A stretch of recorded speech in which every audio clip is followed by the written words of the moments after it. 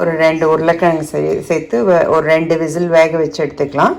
அப்புறம் மசாலா எப்படி பண்ணுறதுன்னு பட்டாணியும் உருளைக்கிழங்கும் இந்த உருளைக்கிழங்கை எடுத்து உரிச்சிக்கலாம். உரிச்சிட்டு இதை ஸ்டவ் ஆன் பண்ணிக்கோங்க. இப்போ பட்டாணியை இந்த மிளகாத்தூளும் கரம் மசாலாவும் சேர்த்துக்கலாம். இப்போ ஒரு 1 டம்ளர் தண்ணி ஆட் பண்ணிக்கோங்க.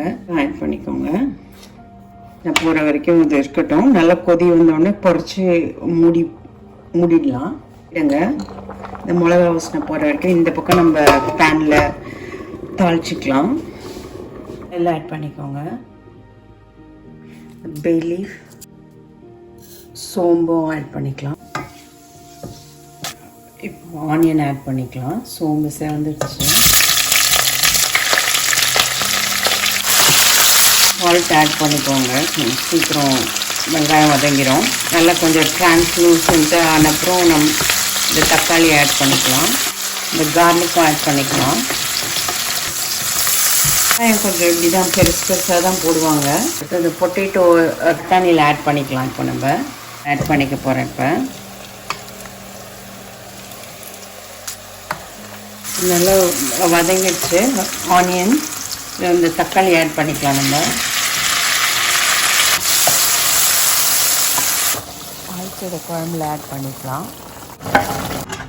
இல்லை ஒரு 15 மினிட்ஸ் மூடி வைக்கலாம் ஸ்லோவில். ஆயிடுச்சு, சுவிட்ச் ஆஃப் பண்ணிடலாம்.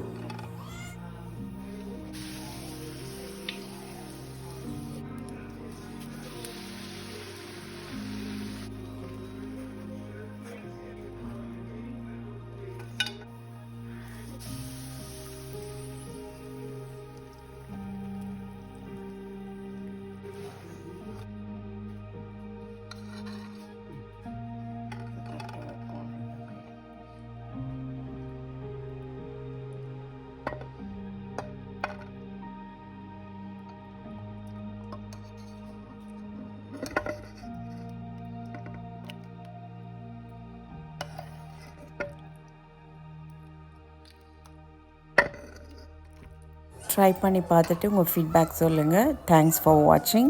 பூரி, இட்லி, தோசை, சப்பாத்தி எல்லாத்துக்குமே நல்லாயிருக்கும். ட்ரை பண்ணி பாருங்கள்.